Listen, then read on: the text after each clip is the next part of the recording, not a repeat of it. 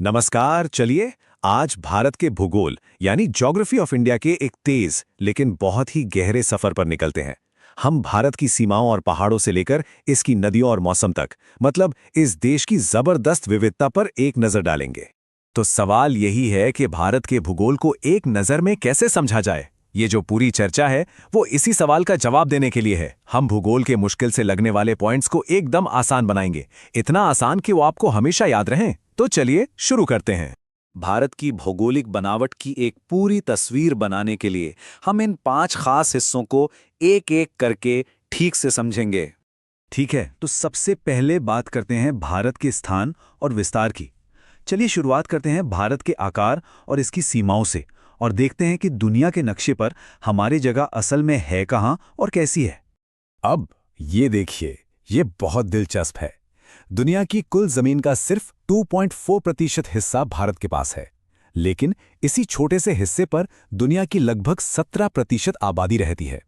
ये आंकड़े साफ दिखाते हैं कि भारत के संसाधनों पर कितना ज्यादा दबाव है। भारत की जमीनी सीमा बहुत ही विशाल है, जो 15,000 किलोमीटर से भी ज्यादा लंबी है और कई पड़ोसी देशों से जाकर मिलती है। और ये चार्ट हमारी सीमाओं की लंबाई के फर्क को कितने अच्छे से दिखाता है। देखिए, एक तरफ है बांग्लादेश के साथ हमारी सबसे लंबी सीमा, जो लगभग 4,096 किलोमीटर है, और दूसरी तरफ अफगानिस्तान के साथ सबसे छोटी, सिर्फ 106 किलोमीटर की। कितना बड़ा अंतर है ना? तो सिर्फ जमीनी सीमा ही नहीं, हमारी समुद्री तटरेखा यानी कोस्टलाइन भी बहुत लंबी है। द्वीपों को मिलाकर ये लगभग 7,500 किलोमीटर तक फैली है, और ये व्यापार और देश की सुरक्षा के लिए बहुत ही ज्यादा जरूरी है। चलिए अब आगे बढ़ते हैं और देश के प्राकृतिक हिस्सों को देखते हैं, मतलब वो पहाड़, मैदान, पठार जो भारत की पहचान है। इससे हमारी समझ और भी गहरी होगी। देखिए, जब हम हिमालय की बात करते हैं तो वो कोई एक अकेली पर्वत श्रृंखला नहीं है। असल में ये एक दूसरे के समानांतर फैली 3 रेंज हैं। सबसे ऊंची है हिमाद्री, जहां दुनिया की सबसे ऊंची चोटियां हैं। बीच में है हिमाचल, जहां हमारे ज्यादातर टूरिस्ट स्पॉट्स हैं। और सबसे नई और बाहरी रेंज है शिवालिक। हर एक की अपनी खासियत। और इन पहाड़ों के बीच हैं ये दर्रे यानी माउंटेन पास। ये सिर्फ रास्ते नहीं हैं, बल्कि मुश्किल इलाकों को जोड़ने वाली लाइफलाइन है। हाँ, ये बात और है कि भारी बर्फबारी की वजह से इनमें से कई दर्रे साल के कई महीने बंद रहते हैं। अब हिमालय से जब नदियां नीचे उतरती हैं तो वो अलग अलग तरह के मैदान बनाती हैं। जहां पहाड़ खत्म होते हैं वहां है भाबर, जहां बड़े बड़े कंकड़ पत्थर जमा होते हैं। उसके बाद आता है तराई, जो एक दलदली इलाका है। फिर आता है भांगर, जहां पुरानी जलोढ़ मिट्टी मिलती है। और आखिर में है खादर, जो नई और बहुत उपजाऊ मिट्टी वाला इलाका है। और हाँ, एक हैरान करने वाला फैक्ट, इन सब के बीच भारत में एक एक्टिव ज्वालामुखी यानी सक्रिय ज्वालामुखी भी है। जी हाँ, ये अंडमान के बैरन आइलैंड पर है।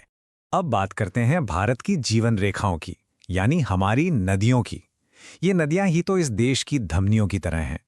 अच्छा, भारत की नदियों को हम मोटे तौर पर 2 हिस्सों में बांट सकते हैं। एक है हिमालय से निकलने वाली नदियां और दूसरी हैं प्रायद्वीपीय पठार की नदियां। इन दोनों में फर्क क्या है?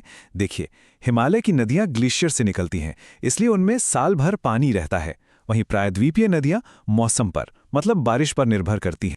यहाँ एक और मजेदार बात, खास तौर पर एग्जाम्स के लिए, माही भारत की एकमात्र ऐसी नदी है जो कर्क रेखा यानी ट्रॉपिक ऑफ कैंसर को 2 बार पार करती है। इसे जरूर याद रखिएगा। नदियों के साथ साथ भारत में कुछ बहुत ही शानदार झरने यानी वाटरफॉल्स भी हैं, जैसे कुंचिकल, जो भारत का सबसे ऊंचा झरना है, या फिर चित्रकूट, जिसे भारत का नियाग्रा भी कहा जाता है। और शिव समुद्रम तो सिर्फ खूबसूरत ही नहीं है, बल्कि ये एशिया का पहला हाइड्रो इलेक्ट्रिक पावर प्रोजेक्ट भी। तो हमने जमीन और नदियां देख लीं। अब देखते हैं कि ये सब मिलकर भारत के मौसम, यहाँ की वनस्पति और मिट्टी को कैसे प्रभावित करते हैं, क्योंकि ये सब चीजें एक दूसरे से जुड़ी हुई हैं। तो भारत में मानसून का अनुभव 2 तरह से होता है। एक है दक्षिण पश्चिम मानसून, जो जून से सितंबर तक आता है और ये ही हमारा मुख्य बारिश का मौसम है। दूसरा है उत्तर पूर्व मानसून, जिसे लौटता हुआ मानसून भी कहते हैं।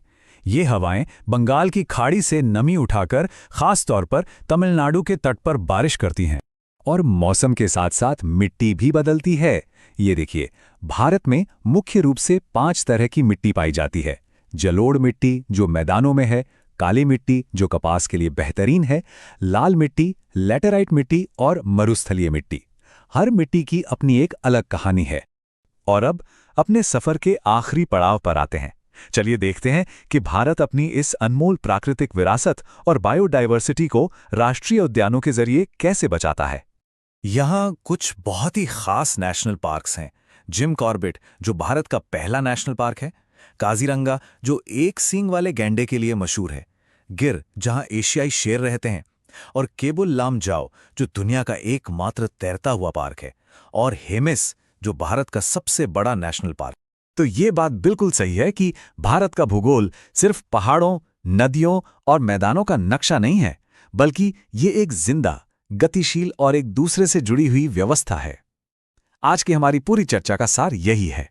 हमने देखा कि कैसे जमीन, पानी, मौसम और जीवन सब एक दूसरे से जुड़े हैं। और आखिर में ये सफर हमें एक बड़े सवाल पर लाकर छोड़ देता है। भारत की ये जो भौगोलिक विविधता है, ये हमारे लिए एक अवसर है या एक चुनौती?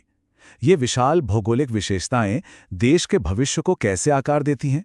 ये हमारे लिए नई संभावनाएं बनाती हैं या बड़ी चुनौतियां खड़ी करती हैं? सोचने वाली बात है। ऐसे ही नवीनतम वीडियो के लिए चैनल को लाइक, शेयर और सब्सक्राइब करें। धन्यवाद।